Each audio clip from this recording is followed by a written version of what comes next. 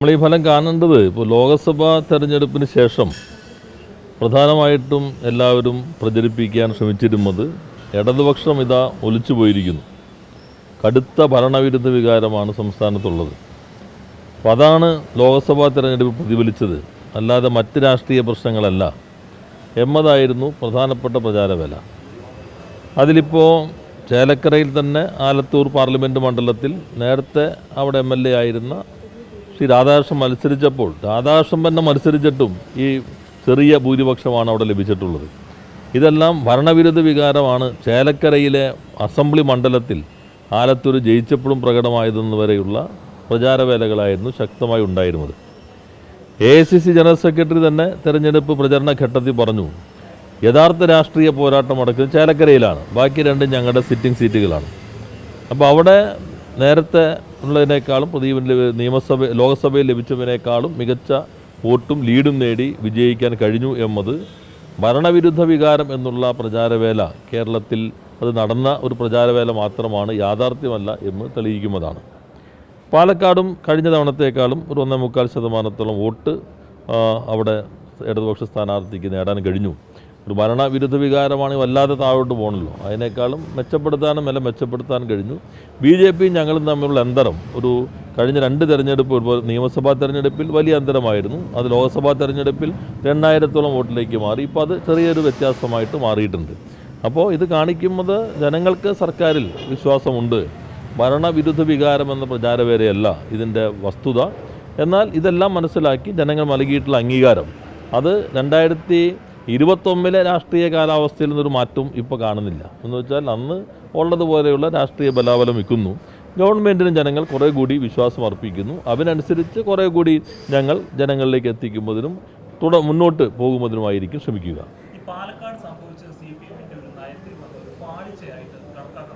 ഏതാ BJPയും ഞങ്ങളും തമ്മിലുള്ള അന്തരം കുറഞ്ഞതും ഞങ്ങളുടെ വോട്ട് കൂടിയതും അത് പാളിച്ചെന്ന് സാധാരണ വിലയിരുത്താൻ പറ്റില്ലല്ലോ.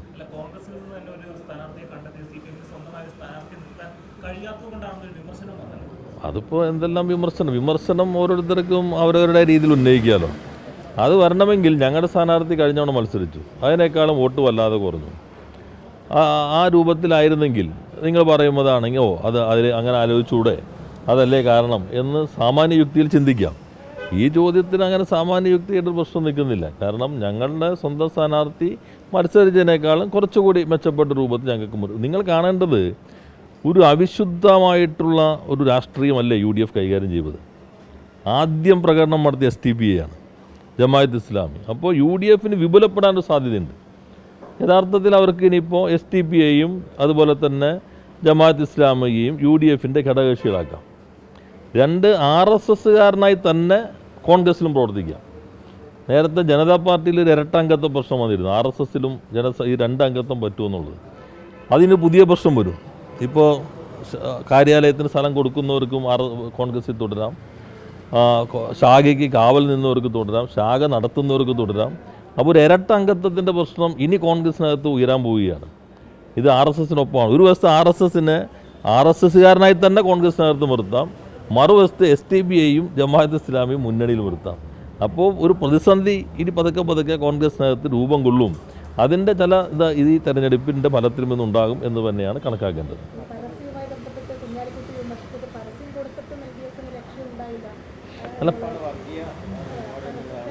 അല്ല പരസ്യത്തിൻ്റെ വസ്തുതകളോടാരും വിമർശിച്ചിട്ടില്ലല്ലോ, പരസ്യത്തിൽ പറഞ്ഞ കാര്യങ്ങൾ വിമർശിച്ചിട്ടില്ലല്ലോ.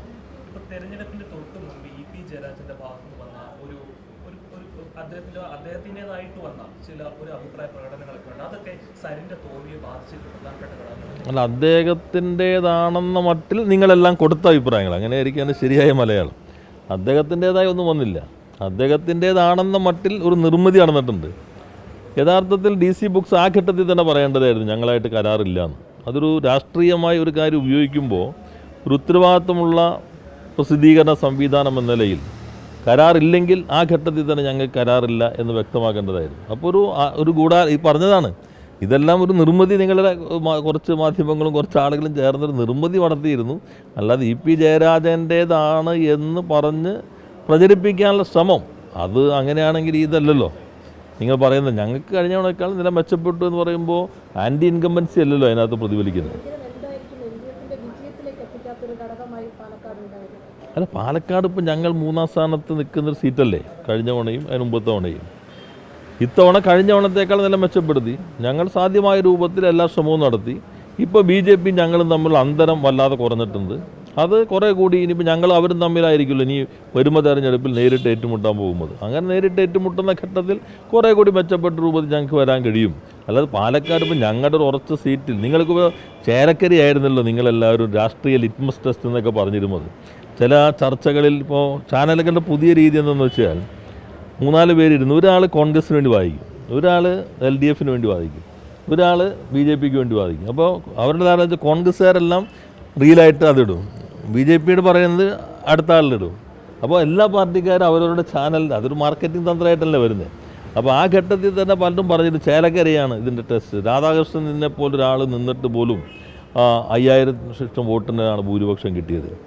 2 രാധാകൃഷ്ണൻ ഇതാ പിണങ്ങിയിരിക്കുന്നത്. എന്തെല്ലാം കഥകളിറക്കി, ഏതെല്ലാം രൂപത്തിൽ. അതേ സ്ഥാനാർത്ഥി തന്നെയല്ലേ അവിടെ മത്സരിച്ച്, ലോക്സഭയിൽ മത്സരിച്ച അതേ സ്ഥാനാർത്ഥി തന്നെയല്ലേ UDF അവിടെ മത്സരിപ്പിച്ചത്.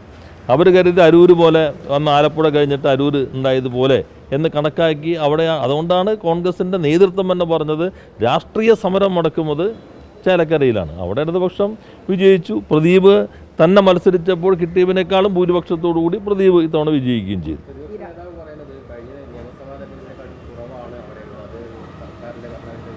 അല്ല, അദ്ദേഹം പറഞ്ഞത് കഴിഞ്ഞ നിയമസഭാ തെരഞ്ഞെടുപ്പ് അത് രാധാകൃഷ്ണൻ്റെ സ്ഥാനാർത്ഥിത്വം അതിന് മുമ്പത്തേനേക്കാളും വലിയ ഭൂരിപക്ഷം വന്നു.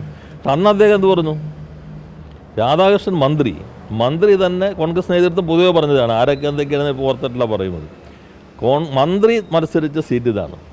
മന്ത്രി മത്സരിച്ച സീറ്റ് മന്ത്രിയുടെ അസംബ്ലി മണ്ഡലത്തിൽ വല്ലാതെ കുറഞ്ഞു. ഈ 39,500 5000 ഇഷ്ടമായി കുറഞ്ഞു. ഇതാണ് ഭരണവിരുദ്ധ വികാരം എന്ന് അന്ന് പറഞ്ഞ കോൺഗ്രസിൻ്റെ അഭിപ്രായം അതായിരുന്നു. ഇപ്പോൾ അന്നത്തേക്കാളും വിരുദ്ധത കൂടി എന്നാണോ കുറഞ്ഞെന്നാണോ നമ്മൾ സാധാരണഗതിയിൽ അന്ന് ഇവരെത്തിയ നിഗമനത്തെ വിലയിരുത്തേണ്ടത്? അന്നത്തേന്ന് വെച്ചിട്ടുണ്ടെങ്കിൽ പൊതു രാഷ്ട്രീയ അന്തരീക്ഷമല്ലേ ലോക്സഭ തെരഞ്ഞെടുപ്പിൽ. ഇപ്പോൾ ഗവൺമെൻറ്റിനോടുള്ളൊരു വല്ലാത്ത എതിർപ്പാണെങ്കിൽ ഇങ്ങനെയായിരിക്കും സംഭവിക്കുക. ഗവൺമെൻറ്റിനോട് ജനങ്ങൾക്ക് എതിർപ്പില്ല, ഗവൺമെൻറ് നല്ല കാര്യങ്ങൾ ചെയ്യുന്നു. അത് ജനങ്ങളിലേക്ക് എത്താതിരിക്കാൻ നിങ്ങളെല്ലാവരും കൂടി നന്നായി ശ്രമിക്കുന്നു. അതിന് മറികടന്ന് ഞങ്ങൾ ഓരോരുത്തരിലേക്ക് എത്താൻ ഞങ്ങൾ ശ്രമിച്ചുകൊണ്ടിരിക്കുന്നു. അതിനൊരു അംഗീകാരം കിട്ടിയിട്ടുണ്ടെന്ന് തന്നെയാണ് കണക്കാക്കേണ്ടത്. മുൻപത്തെ പ്രശ്നം, അതായത് മുൻപത്തെ സമരം ഇപ്പോഴും തുടരുകയാണ്. ആ പ്രശ്നങ്ങളെ രമ്യമായി പരിഹരിക്കാൻ സർക്കാർ പ്രതിജ്ഞാബദ്ധമാണെന്നൊക്കെ പറയുമ്പോഴും പ്രശ്നങ്ങൾ നീണ്ടു പോവുകയാണ്. അവർക്ക് ഒരിക്കലും ഈ ജുഡീഷ്യൽ കമ്മീഷനിൽ ഒരു വിശ്വാസം ഇല്ലെന്ന് അവിടുത്തെ സമരക്കാർ തന്നെ പറയുകയുണ്ടായി. അപ്പോൾ ഈ ഒരു കാര്യത്തിൽ സർക്കാരിന് ഒരു മെല്ലപ്പൊക്ക് നയമാണ്. അല്ല, എന്താ വേറെ പരിഹാരം? ഇതല്ലാതെ എന്താ പരിഹാരം പറഞ്ഞു? വേറെ എന്തിപ്പോൾ ഒരു പരിഹാരം ചെയ്യാൻ പറ്റുന്നത്? നിങ്ങൾ മാധ്യമ അല്ല, അവരിപ്പോൾ കൺവിൻസ്ഡ്, അവരുടെ കാര്യങ്ങളെല്ലാം ബോധ്യപ്പെട്ടിട്ടുണ്ട്. എന്ന് വെച്ചാൽ ഞാൻ ഇന്നലെ പത്രസമ്മേളനത്തിൽ പറയും, ഈ പൊടിപ്പും തൊങ്ങലും മാത്രം കേൾക്കുമ്പോൾ ചിലപ്പോൾ അവർ കരുതിയിരുന്നത് ഇത് വഖഫ് പ്രോപ്പർട്ടിയാണോ അല്ലയോ എന്ന് നേരത്തെ ഉള്ള പരിശോധന പോലെ. നിങ്ങൾ മാധ്യമങ്ങൾ, ഞാൻ പറയുന്നു, ഇപ്പോൾ ജോഷിയൊക്കെ എത്ര കാലം എറണാകുളത്ത് പ്രവർത്തിക്കുന്നതാണ്, ഒരു ഹോംവർക്കും ചെയ്യുന്നില്ല നിങ്ങളാരും. ഇപ്പോൾ അവിടെ പോയി കഴിഞ്ഞ് നിങ്ങൾക്ക് ഇതിൻ്റെ മുഴുവൻ ചരിത്രം നിങ്ങൾക്ക് കിട്ടില്ലേ? ആരൊക്കെയാണ് അവിടെ താമസിക്കുന്നത്, എന്തെല്ലാം സ്ഥാപനങ്ങൾ അവിടെ പ്രവർത്തിക്കുന്നുണ്ട്, എന്താണ് അവൻ്റെ യഥാർത്ഥ ചിത്രം? ഏതെങ്കിലും മാധ്യമങ്ങൾ കൊണ്ടുവരാൻ ശ്രമിച്ചിട്ടുണ്ടോ? ഞങ്ങൾ കാണുന്നത് അവിടെ ഒരു 3000-ഓളം ബോണോഫൈഡ് ആയിട്ടുള്ള ഒക്യുപ്പൻസ് ഉണ്ട്, ഒരു 600-ഓളം വീടുകളിലായിട്ട്. അപ്പോൾ നിങ്ങൾ, ഞാൻ പറഞ്ഞു വെച്ചിട്ടുണ്ടെങ്കിൽ അത്രയും പ്രാഗൽഭ്യമുള്ള പത്രപ്രവർത്തകർ പോലും ഇത്തരം വിവരങ്ങൾ പഴയവരെ തേടി പിടിക്കുന്നില്ല. അപ്പോൾ അതിൽ ഞങ്ങൾ ഒരു തീരുമാനം, ചിലർ പറയുന്നു ഇത് ഗവൺമെൻറ്റാണ് ഉത്തരവിട്ടത്. ആ നിസാർ കമ്മീഷൻ്റെ ഇതിൽ തന്നെ 15-ാമത്തെ നോക്കിയാൽ കൃത്യമായി കാണാൻ കഴിയും. അതിൽ പറയുന്നത് വഖഫ് പ്രോപ്പർട്ടിയാണോ അല്ലയോ എന്ന് തീരുമാനിക്കാൻ ഞങ്ങളുടെ അന്വേഷണത്തിന് കഴിയില്ല. അത് വഖഫ് ബോർഡാണ് തീരുമാനിക്കുന്നത്. അതാണ് ഞാൻ നേരത്തെ പറഞ്ഞ പാണക്കാട് റഷീദ് അലി തങ്ങളുടെ ചെയർമാനായ വഖഫ് ബോർഡാണ് എല്ലാ ഭാഗവും കേട്ടിട്ട് ഒരു ഓർഡർ ഇറക്കിയിരിക്കുന്നത്. അപ്പോൾ ആ സാഹചര്യത്തിൽ ഇനി എങ്ങനെ മറികടക്കും? അപ്പോൾ ഞങ്ങൾ ആദ്യഘട്ടമായിട്ട് നികുതി വാങ്ങിക്കാൻ തീരുമാനിച്ചു. ആ വാങ്ങിക്കാൻ തീരുമാനിച്ചതിനെതിരെ ഇപ്പോൾ 10 മിനിറ്റ് കൊണ്ട് പരിഹരിക്കാമെന്നാണല്ലോ പ്രതിപക്ഷ നേതാവ് പറയുന്നത്. പ്രതിപക്ഷം നിയമസഭയിൽ സബ്മിഷൻ കൊണ്ടുവന്നു. ഇത് കയ്യേറ്റക്കാർക്ക് വേണ്ടിയുള്ള നടപടിയാണ്, ഒരു കാരണവശാലും നികുതി വാങ്ങരുത്. മന്ത്രി അങ്ങനൊരു തീരുമാനമെടുത്ത യോഗത്തിൽ പങ്കെടുത്ത് തന്നെ നിയമവിരുദ്ധമാണ് എന്നാണ് UDF അവതരിപ്പിച്ച സബ്മിഷൻ. നിങ്ങൾ 2022 ഡിസംബർ 12 സബ്മിഷൻ നോക്കിയാൽ മതി. UDF നിയമസഭയിൽ നികുതി വാങ്ങിക്കുമ്പോൾ സബ്മിഷൻ ഉന്നയിച്ച ആളാണ് 10 മിനിറ്റ് കൊണ്ട് പരിഹരിച്ചൂടെ എന്ന് പറയുന്നത്. വഖഫ് ബോർഡിലും അവരുടെ UDFൻ്റെ പ്രതിനിധിയായിട്ടുള്ള മൈൻ ഹാജിയാണ് പ്രമേയം കൊണ്ടുവന്നത് ഇതിനെതിരെ. അപ്പോൾ ഇതാണ് സാഹചര്യം. അപ്പോൾ ഇപ്പോൾ അവരൊക്കെ മാറി പ്രശ്നം പരിഹരിക്കണം. അപ്പോൾ പ്രശ്നം പരിഹരിക്കുമ്പോൾ ഇപ്പോൾ നമ്മൾ പ്രഖ്യാപനം നടത്തി, നിങ്ങൾക്ക് ഇവിടെ പൂർണ്ണമായിട്ട് അവകാശം വന്നു. ഇത് ലീഗലി നിൽക്കണ്ടേ? 9 കേസ് ഹൈക്കോടതിയിലുണ്ട്, 2 കേസ് വഖഫ് ബോർഡിനകത്ത് വഖഫ് ട്രിബ്യൂണലിൽ നിൽക്കുന്നുണ്ട്. ഇവർക്ക് അവിടെ താമസിക്കുന്ന അതിനകത്തിപ്പോൾ പല സ്ഥാപനങ്ങളുണ്ട്, റിസോർട്ടുകൾ, ബാറുകൾ, ഇതെല്ലാം ഹോം സ്റ്റേ എല്ലാം പ്രവർത്തിക്കുന്നുണ്ട്. ഞങ്ങൾ കാണുന്നത് ഈ 3000-ഓളം വരുന്ന 600 വീടുകളിൽ താമസിക്കുന്ന ആളുകൾ, അവർക്ക് ഒരു അത്യാവശ്യത്തിന് ഇത് ബാങ്കിൽ നിന്ന് ലോൺ എടുക്കണം, ഇത് വയ്ക്കാൻ പറ്റുന്നില്ല. അവർക്ക് എന്തെങ്കിലും ക്രയവിക്രയം നടത്തണം, അത് പറ്റുന്നില്ല. എത്ര വർഷങ്ങളായി താമസിക്കുന്നവരാണ്. അപ്പോൾ ഞങ്ങൾ ഈ കമ്മീഷൻ തന്നെ ഉദ്ദേശിക്കുന്നത് ഇവരുടെ ലീഗൽ റൈറ്റ് സ്ഥാപിക്കാൻ എന്താണ് സർക്കാരിന് ചെയ്യാൻ കഴിയുന്നത്. അല്ലാണ്ട് നേരത്തെ പോലെ വഖഫ് പ്രോപ്പർട്ടി ആണോ അല്ലേ എന്നുള്ളതല്ല. ഈ താമസിക്കുന്നവർ 4 കാര്യങ്ങൾ പറഞ്ഞല്ലോ കൃത്യമായിട്ട്. ഒന്ന്, ഇവരെ അവിടെ തന്നെ സംരക്ഷിക്കും, ഒരാളെയും ഇറക്കി വിടില്ല. 2, വഖഫ് ബോർഡിനോട് ഗവൺമെൻറ്റിന് വഖഫ് ബോർഡിന് ഡയറക്ഷൻ കൊടുക്കാനേ പറ്റുള്ളൂ. ആ ഡയറക്ഷനാണ് ഞങ്ങൾ കൊടുത്തു. നിങ്ങൾ ഇപ്പോഴുള്ള നോട്ടീസിൻ്റെ തുടർ പ്രവർത്തനവും പാടില്ല, തുടർ നടപടിയും പാടില്ല, പുതിയ നോട്ടീസും കൊടുക്കാൻ പാടില്ല. അപ്പോൾ തന്നെ ഗവൺമെൻറ്റിൻ്റെ ആ അഭ്യർത്ഥന വഖഫ് അംഗീകരിച്ചു. 3, ഈ നികുതി പിരിക്കുന്നതുമായി ബന്ധപ്പെട്ട കേസ് ഇപ്പോൾ കോടതിയിലാണ്. ഇപ്പോൾ ചില പത്രങ്ങൾ ഞങ്ങൾ റിവിഷൻ ഒന്നുമില്ല, കോടതി നിൽക്കുന്ന കേസാണ്. അതിൽ ശക്തമായിട്ട് ആ സ്റ്റേ വെക്കേറ്റ് ചെയ്യാനായിട്ട് സർക്കാർ ശ്രമിക്കും, തുടർ നടപടി സ്വീകരിക്കും. 4, അവിടെ താമസിക്കുന്നവർക്ക് അവിടെയുള്ള ലീഗൽ റൈറ്റ് ആൻഡ് പ്രൊട്ടക്ഷൻ, നിയമപരമായിട്ടുള്ള അവകാശവും സംരക്ഷണവും അത് ഉറപ്പുവരുത്താൻ എന്താണ് സർക്കാർ സ്വീകരിക്കാൻ കഴിയുന്ന വളരെ കൺക്ലൂസീവായിട്ടുള്ള വേറെ ഒരു പെർമനൻ്റ് ആയിട്ടുള്ള സൊല്യൂഷൻ എന്തായിരിക്കും, അത് ഈ കമ്മീഷൻ എല്ലാ വശവും പരിശോധിച്ചിട്ട് നൽകണം. ഇതാണ്. ഇതിനേക്കാൾ അപ്പുറത്ത് ഒരു ഗവൺമെൻറ്റിനും ഒന്നും ചെയ്യാൻ കഴിയില്ല. പക്ഷേ ഇതൊക്കെ പറയുമ്പോഴും ഈ സാങ്കേതികമായിട്ടുള്ള സംജ്ഞകളെല്ലാം അവതരിപ്പിക്കുമ്പോഴും ഈ ജനങ്ങൾ, സാധാരണക്കാരായ മനുഷ്യരെ വിശ്വാസത്തിലെടുക്കാൻ അല്ലെങ്കിൽ അവരെ ചേർത്ത് നിർത്താൻ സർക്കാർ കുറച്ച് പിന്നോട്ട് പോകുന്നില്ല. കാരണം ഇപ്പോൾ നിങ്ങൾ ചർച്ച മുസ്ലിം ലീഗല്ലേ ഇവിടവും വഞ്ചന നടത്തിയേ, മുസ്ലിം ലീഗ് തന്നെ നേരിട്ട് അവരെ കൂടെ നിർത്താനുള്ള ശ്രമങ്ങൾ നടത്തുന്നു. അത് നന്നായിരിക്കും. കാരണം അവർ ഒരു കാര്യം പറഞ്ഞാൽ മതിയായിരുന്നു, ഇത് വഖഫ് പ്രോപ്പർട്ടിയാണ്, ഫറൂഖ് കോളേജ് വിറ്റ് നിയമവിരുദ്ധമാണെങ്കിൽ അതിൻ്റെ നഷ്ടപരിഹാരം മുഴുവൻ ഞങ്ങൾ ഏറ്റെടുത്തോളാം എന്ന് പറഞ്ഞിരുന്നെങ്കിൽ കറക്റ്റായിരുന്നു തന്നെ. ഈ ഒരു സമരത്തെ മുതലെടുക്കാൻ വേണ്ടി BJPയുടെ ഭാഗത്തുള്ള ശ്രമങ്ങൾ അതല്ലേ അതിൻ്റെ സർക്കാരിന് വേണ്ട രീതിയിൽ പ്രവർത്തിക്കാൻ അല്ല സർക്കാർ. നിങ്ങൾ മാധ്യമ പ്രവർത്തകർ എന്താ സർക്കാർ പ്രവർത്തിക്കേണ്ടത്? എങ്ങനെ വിശ്വാസത്തിലെടുക്കണം? ഓൺലൈൻ ചർച്ച അല്ലാതെ പ്രകടമായിട്ടുള്ള ഞാൻ മുഖ്യമന്ത്രിയായിട്ട് നേരിട്ട് ചർച്ച നടത്തിയല്ലോ, ഞാൻ അതിന് ശേഷം അവരുമായിട്ട് ചർച്ച നടത്തിയല്ലോ. ഇപ്പോൾ എന്താ അതിന് തീരുമാനം? ഇതല്ലാതെ ഇപ്പോൾ വിശ്വാസത്തിലെടുക്കാൻ എന്താ തീരുമാനം എടുക്കേണ്ടത്? പറഞ്ഞു ഇപ്പോൾ എടുക്കാം. അല്ല, ആ മനുഷ്യരുടെ അല്ലേ എന്താ കാര്യം? മനുഷ്യർ കൊണ്ട് കാര്യമില്ല. എന്താ നമ്മൾ എടുക്കേണ്ട തീരുമാനം? പറഞ്ഞോ. ഇതിനേക്കാൾ നല്ല അനുകൂലമായി ഏത് തീരുമാനം എടുക്കാൻ കഴിയും? പറഞ്ഞു. എവിടെ നീട്ടി വലിച്ചുകൊണ്ട് പോയി?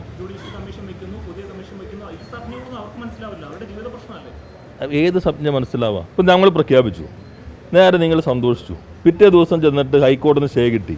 അപ്പോൾ ആ സ്വപ്നം മനസ്സിലാവുമോ? ഇതിൻ്റെ നിയമവശം എന്താ? വഖഫ് പ്രോപ്പർട്ടി വോയിഡ് ആൻഡ് അബിൻഷ്യോ എന്ന് കൃത്യമായ നിയമം പറയുകയാണ്. അപ്പോൾ അവരെ തൽക്കാലത്തേക്ക് നിങ്ങൾ പറയുന്ന ഈ പൊടിപ്പും തൊങ്ങലും വച്ചിട്ടല്ല, പെർമനൻ്റ് ആയിട്ടുള്ള ഒരു സൊല്യൂഷൻ എന്താണ്? അതിപ്പോൾ ഗവൺമെൻറ് പ്രഖ്യാപിച്ചു ഇത് വഖഫ് പ്രോപ്പർട്ടി അല്ല, അങ്ങനെ പ്രഖ്യാപിക്കാൻ വഖഫ് നിയമത്തിൽ വകുപ്പുണ്ടോ? ഇനി വഖഫ് ബോർഡ് പ്രഖ്യാപിച്ചു എന്ന് കരുതാം, വഖഫ് സ്വത്തുകൾ സംരക്ഷിക്കുന്നില്ലെങ്കിൽ വഖഫിനെ തന്നെ പിരിച്ചുവിടാൻ കോടതി പോവാം. ഇപ്പോൾ മുസ്ലിം ലീഗ് എന്ന് അവർ ഇപ്പോൾ ആരെങ്കിലും, ഇപ്പോൾ നിങ്ങൾ പറഞ്ഞു, ഞങ്ങൾ പറഞ്ഞു, ആരും കോടതി പോകരുത്, നമുക്ക് പറയാൻ പറ്റുമോ? അപ്പോൾ എന്ത് വേണം? നിയമപരമായ പരിരക്ഷ ഉണ്ടാകണം. പരിരക്ഷ സ്വിച്ചിട്ട് ഇത് എത്ര കാലം മുതലുള്ളതാണ്? പറവൂർ കോടതിയിൽ വിധി കണ്ടിട്ടുണ്ടോ? ഞാൻ മാധ്യമപ്രവർത്തകനോട് ചോദിക്കുന്നത്. അത് വായിക്കണം. ഹൈക്കോടതിയുടെ അപ്പീൽ കണ്ടിട്ടുണ്ടോ? ഏറ്റവും കൂടുതൽ ഈ റഷീദ് അലി തങ്ങളുടെ ചെയർമാൻഷിപ്പിലുള്ള വഖഫിൻ്റെ ഓർഡർ കണ്ടിട്ടുണ്ടോ? ഇതല്ലേ 3 ആധികാരിക രേഖകൾ. നിങ്ങൾ അതുപോലും കാണാതെ ഈ ഞങ്ങളൊക്കെ മാധ്യമപ്രവർത്തനം നടത്തിയവരാണല്ലോ. ഇപ്പോൾ ഇങ്ങനൊരു പ്രശ്നം ഉണ്ടാവുകയാണെങ്കിൽ നമ്മൾ ആദ്യം എന്ത് ചെയ്യും? ഇത് സംബന്ധിച്ച് കിട്ടാവുന്ന എല്ലാ രേഖകളും സമാഹരിക്കും. നമുക്ക് പറ്റാവുന്നുണ്ടോ ഇല്ലാതാവും. എന്നിട്ടൊരു പെർമനൻറ്റ് സൊല്യൂഷനിലേക്ക് എങ്ങനെ എത്തും? ഗവൺമെൻറ് ആകുമ്പോൾ അങ്ങനെ. ഞാൻ പറഞ്ഞ മാധ്യമപ്രവർത്തകർ ഞങ്ങൾ ആ ശീലം ഉള്ള ആളുകളായതുകൊണ്ട് പറയാം. എല്ലാ വശവും നോക്കും, ഇതെന്താണ്, എൻ്റെ ചരിത്രം എന്താണ്, വർത്താനം എന്താണ്, അതിൻ്റെ ഒരു കുറിപ്പ് തയ്യാറാക്കും, എല്ലാ രേഖകളും നമ്മുടെ സിസ്റ്റത്തിലേക്ക് അപ്ലോഡ് ചെയ്യും, അതിനാവശ്യമായി നമ്മൾ എടുക്കും. ഇങ്ങനെയെല്ലാം നമ്മൾ ചെയ്യുക. അപ്പോൾ അതിലിപ്പോൾ മാധ്യമങ്ങൾ ഉത്തരവാദിത്വത്തോടു കൂടി ജനങ്ങളിലേക്ക് കാര്യം, ഇപ്പോൾ നിങ്ങളവിടെ പോയിട്ട് എന്തൊക്കെയാണ് സ്ഥലം, ഏതൊക്കെയാണ് അവിടെയുള്ള സ്ഥലങ്ങളെന്ന് ഏതെങ്കിലും മാധ്യമങ്ങൾ കൃത്യമായിട്ട് വിവരം കൊണ്ടുവന്നിട്ടുണ്ടോ? എന്തൊക്കെ അവിടെ പ്രവർത്തിക്കുന്നുണ്ട്, ആരൊക്കെയാണ്, എന്തൊക്കെയാണ് അത് വശങ്ങൾ? നിങ്ങൾക്ക് തിരക്കല്ലേ, അതല്ലേ വാർത്തകളിൽ എല്ലാ വശവും വന്നിട്ടുണ്ട്. അതിന് എത്ര പേര് അവിടെ താമസിക്കുന്നുണ്ട്, അല്ല എത്ര ഫാമിലി താമസിക്കുന്നുണ്ട് പറഞ്ഞു. നിങ്ങൾ എറണാകുളത്ത് ബീറ്റ് നോക്കുന്നവരല്ലേ, എത്ര സ്ഥാപനങ്ങൾ അവിടെയുണ്ട്, ഏതൊക്കെ സ്ഥാപനങ്ങളുള്ളത്? ഇപ്പോൾ നോട്ടീസ് കൊടുത്ത് ആർക്കുക, അവിടെ താമസിക്കുന്ന ആർക്കെങ്കിലും ആണോ? ഈ നോട്ടീസ് എന്നാ കൊടുത്ത് 2022 2024 എങ്ങനെ വന്നു പെട്ടെന്ന്? ഗവൺമെൻറ് എടുത്ത നടപടി എന്താ? ഗവൺമെൻറ്റല്ലേ ഇവർക്ക് ടാക്സ് അടയ്ക്കാനുള്ള അനുമതി കൊടുത്തത്, അതിനല്ലേ കോടതി പോയത്. നിയമസഭയിൽ ലീഗ് ഇപ്പോൾ സ്വീകരിച്ച ടാക്സ് അടയ്ക്കുന്നത് പോലും നിയമവിരുദ്ധമാണ്, നിങ്ങൾ കയ്യേറ്റക്കാർക്ക് ഒപ്പാണെന്ന് കൊണ്ടുവന്ന ആളുകളാണോ ഇതിൻ്റെ പരിഹാരത്തിന് വേണ്ടി നിന്നു നിങ്ങൾ പറയുന്നത്? ഇവിടെ നമ്മൾ കാണേണ്ടത് കുറച്ച് സങ്കീർണ്ണമാണ്. ഞാൻ അന്ന് ആദ്യമേ പറഞ്ഞു, അത് നമുക്ക് ഇവിടുത്തെ പാവപ്പെട്ട ആളുകൾ അവിടെ വർഷങ്ങളായി താമസിക്കുന്നവർക്ക് അവർ താമസിക്കുന്ന സ്ഥലത്ത് ലീഗൽ റൈറ്റ് നമുക്ക് പ്രൊട്ടക്റ്റ് ചെയ്യാൻ കഴിയണം. അത് പ്രൊട്ടക്റ്റ് ചെയ്യണമെങ്കിൽ അതിൻ്റെ എല്ലാ വശവും നമ്മൾ നോക്കണം. ഒരു പുതിയ എന്തെങ്കിലും സംവിധാനം വേണോ, ഇവരതിന് എത്രമാത്രം കഴിയും, അതിന് ഏറ്റവും അനുയോജ്യമായതൊരു കമ്മീഷനാണ്. സാധാരണ 1 വർഷമൊക്കെയാണ്, ഞങ്ങൾ പരമാവധി 3 മാസത്തിനുള്ളിൽ തന്നെ തീർക്കണം എന്നാണ് കരുതുന്നത്. അപ്പോൾ അതിലെല്ലാവരും ഈ വാങ്ങിയിട്ടുള്ള ആളുകൾ, ഇപ്പോൾ വാങ്ങിയുള്ള ആൾ ചിലർക്ക് തോന്നുന്നു ഞാൻ പണം കൊടുത്ത് വാങ്ങിയതാണ്, അവർ കുറ്റം പറയാൻ പറ്റില്ല. പക്ഷേ ബയ്യർ ബവേർ എന്നതാണ് പ്രമാണം നിയമത്തിൽ, വാങ്ങുന്നവരും അറിഞ്ഞിരിക്കണം, ഇതാണ് നിയമത്തിൽ. അപ്പോൾ നിയമപരമായിട്ട് ഇവർ പറയുന്നത് ശരിയാണ്, സാധുക്കളായ ആളുകൾ. ഇതാരാ ഈ വിൽപ്പന നടത്താൻ ചുമതലപ്പെടുത്തിയ ആളാരാ? അവൻ്റെ കരാറുണ്ട്, അത് നിങ്ങളാരെങ്കിലും കണ്ടിട്ടുണ്ടോ? KPCC സെക്രട്ടറി അഡ്വക്കേറ്റ് പോൾ, അദ്ദേഹത്തെയാണ് വിൽപ്പന നടത്താൻ ചുമതലപ്പെടുത്തിയത്. 400 രൂപ 500 രൂപ എന്ന കണക്കിൽ രേഖകളിൽ നിങ്ങൾ നോക്കിയിട്ടുണ്ടാവുമല്ലോ. വിൽപ്പന മുഴുവൻ അവരടത്തിയേക്കണത്. ഞങ്ങളുടെ ബ്രാഞ്ച് സെക്രട്ടറിയുടെ അയൽവക്കത്ത് താമസിക്കുന്ന ഒരാളുടെ ഡ്രൈവറാണ് ഇതിൻ്റെ നടത്തിയിരുന്നെങ്കിൽ നിങ്ങൾ എത്ര ദിവസം ചർച്ച ചെയ്തേനെ? അതെ, അത് ഇവർക്ക് ഇപ്പം ഞാൻ പറഞ്ഞത് മാത്രമല്ലോ, റിസീവറൊന്നുമല്ല, റിസീവർ വേറെ, പവർ ഓഫ് അറ്റോർണി കരാർ ഒപ്പുവെച്ചു. ഞാനാണല്ലോ പറഞ്ഞത്, നിങ്ങൾ കയ്യിലുള്ള വിവരമൊന്നും കൊടുത്തില്ലാരും. ഞാൻ പറഞ്ഞു ഞങ്ങളുടെ ആരെങ്കിലും ആയിരുന്നു, അങ്കമാലിലല്ല വൈപ്പിന് തന്നെ, അവിടെ തന്നെ ഞാൻ പറഞ്ഞത് അതിപ്പോൾ നമ്മുടെ ആരെങ്കിലും ആയിരുന്നെങ്കിൽ ഇപ്പോൾ തിരുവനന്തപുരത്തൊരു സഹകരണ ബാങ്കിൻ്റെ ആൾ ആത്മഹത്യ ചെയ്തില്ലേ? ഏത് പാർട്ടിയുടെ ആണെന്ന് അറിയണമെങ്കിൽ എല്ലാ പത്രത്തിലും ഇല്ല, ഏതെങ്കിലും ചാനലിൽ വന്നോ? റിട്ടയർ ചെയ്തതിനു ശേഷം പ്രാദേശിക കോൺഗ്രസ് നേതൃത്വത്തിൻ്റെ ഭാഗമായി ഏറ്റെടുത്താന്നാണ്. നമ്മൾ വസ്തുതകളായിട്ട് അവതരിപ്പിക്കണം. അപ്പോൾ സമരക്കാരുമായിട്ട് ഞങ്ങൾ ചർച്ച ചെയ്തു, മുഖ്യമന്ത്രി ചർച്ച ചെയ്യുന്നുണ്ട്. അവർക്ക് ഇനി ആശങ്കകളുണ്ടോ? ഞങ്ങൾ അവരോട് ചോദിക്കും, ഇതിനേക്കാൾ അവർക്ക് സുരക്ഷിതമായ ഏതാണ്? ഞങ്ങൾ സംസാരിക്കുമല്ലോ. അതുകൊണ്ട് മുഖ്യമന്ത്രി തന്നെ നേരിട്ട് അവരുമായി സംസാരിക്കുന്നുണ്ട്. ചർച്ചയ്ക്ക് മുമ്പും ചർച്ചയ്ക്ക് ശേഷവും സമരസമിതിയുമായിട്ട് ഞങ്ങൾ സംസാരിച്ചിരുന്നു, അവരായിട്ട് ആശയവിനിമയം നടത്തിയിരുന്നു. ചിലർക്കിത് തീരരുത് എന്ന് പുറത്തുള്ള ചില ശക്തികൾക്ക് ആഗ്രഹമുണ്ട്. പക്ഷേ ഇത് ശാശ്വതമായൊരു പരിഹാരമാണ് സർക്കാർ ആഗ്രഹിക്കുന്നത്, അല്ലാതെ ഏതെങ്കിലും പ്രഖ്യാപനം നടത്തി പെരുവഴിയിലാക്കാനല്ല. ശാശ്വതമായൊരു പരിഹാരം ഉണ്ടാകണമെന്നതാണ് സർക്കാരിൻ്റെ ഒരു നിലപാട്. അതിന് പറ്റുന്ന ഒരു സംവിധാനമായിട്ടാണ് ഈ ജുഡീഷ്യൽ സംവിധാനം. അതിനെല്ലാ സപ്പോർട്ടും ഗവൺമെൻറ് നൽകും. ബാക്കി കാര്യങ്ങളിൽ നിന്ന് മുഖ്യമന്ത്രി അവരുമായി ചർച്ച ചെയ്യുമ്പോൾ അവർക്ക് വേറെ ആശങ്കകളുണ്ടോ? ആശങ്കകളും ആ ചർച്ചയുടെ ഭാഗമായിട്ട് വരുമല്ലോ. ഇന്ന് തന്നെ ചർച്ച നടത്തണമെന്നുള്ളതുകൊണ്ടാണ് മുഖ്യമന്ത്രി തന്നെ വേണം. അപ്പോൾ ഓൺലൈനാണ് അതിന് സൗകര്യം, അല്ലെങ്കിൽ പിന്നെ വീണ്ടും നീണ്ടുപോകും. നിങ്ങൾ പറഞ്ഞപ്പോൾ പറയും കാലതാമസം വന്നു എന്ന് പറയും. അതുകൊണ്ടാണ് ഇന്ന് തന്നെ ആ മീറ്റിങ്ങിലേക്ക് എത്തിയത്. അത് ആ പെട്ടെന്നുള്ള വികാരത്തിൽ വന്നതാണ്. എന്ന് വെച്ചാൽ മുഴുവൻ അറിഞ്ഞില്ലല്ലോ. അവരുടെ ധാരണ ഇത് പഴയ കമ്മീഷനെ പോലെ ഇതെന്തോ പഴയ കമ്മീഷനും ആ കമ്മീഷൻ്റെ വായിച്ചാൽ ഞങ്ങൾക്ക് അറിയാം, 15 വായിച്ചാൽ മതി. ഞങ്ങൾക്ക് പവറില്ല, അത് വഖഫ് ബോർഡാണ് അതോറിറ്റി. നിയമപ്രകാരം ആ കമ്മീഷൻ 15ാമത്തെ നിങ്ങൾ നോക്കിയാൽ മതി, അത് പറയുന്നുണ്ട്. ഇപ്പോൾ അവരാദ്യം കരുതിയത് ഈ ചാനലിൽ ജുഡീഷ്യൽ കമ്മീഷൻ എന്ന് കരുതിയപ്പോൾ വഖഫ് പ്രോപ്പർട്ടി ആണോ അല്ലയോ ഈ പ്രശ്നത്തിൽ അത് ട്രിബ്യൂണലിനും വഖഫ് ബോർഡിനെ പറ്റുള്ളൂ. അപ്പോൾ പുതിയ പ്രശ്നങ്ങൾ വരും. അപ്പോൾ അതുകൊണ്ടാണ് ഇവിടെ താമസിക്കുന്നവർക്കുള്ള നിയമപരമായ അവകാശം ശാശ്വതമായി ഉറപ്പുവരുത്താൻ എന്ത് നടപടിയെ കഴിയുക, അതാണ് ഈ കമ്മീഷൻ പരിശോധിക്കുന്നത്. അത് ആദ്യ ഭാഗത്ത് അങ്ങനെ കൃത്യമായി വന്നിരുന്നില്ല. ഈ ചിലർ ഇപ്പോൾ കുറച്ച് ഇതായതുകൊണ്ട് ഓരോരുത്തരും ആദ്യം എന്ന് പറഞ്ഞിട്ട് കിട്ടുന്ന കുറേശ്ശെ ഫോണിൽ കൂടെ കൊടുക്കും, നിങ്ങളുടെ തന്നെ ലൈവ് ചെയ്യുമ്പോൾ. അപ്പോൾ അതുകൊണ്ട് ചില ഭാഗങ്ങൾ അവർക്ക് വ്യക്തത വന്നില്ല. അവരൊക്കെയായിട്ട് നമ്മൾ സംസാരിച്ചു. ഇതല്ലാതെ ഏതെങ്കിലും മാർഗ്ഗമുണ്ടോ എന്ന കാര്യം അവരെഴുതി തന്നതിലും നേരത്തെ ഈ കമ്മീഷൻ വേണമെന്ന് പറഞ്ഞിട്ടുണ്ട്. അവരെഴുതി തന്നതിലും അത്തരം ചില ഡോക്യുമെൻറ്റുകൾ അത്തരം കാര്യങ്ങളുണ്ട്. അപ്പോൾ നിങ്ങളും ഇത്തരം കാര്യങ്ങൾ ഒരു സമചിത്തതയോടുകൂടി വസ്തുതകൾ മനസ്സിലാക്കി ആളുകളിലേക്ക് എത്തിക്കാൻ ശ്രമിക്കുക.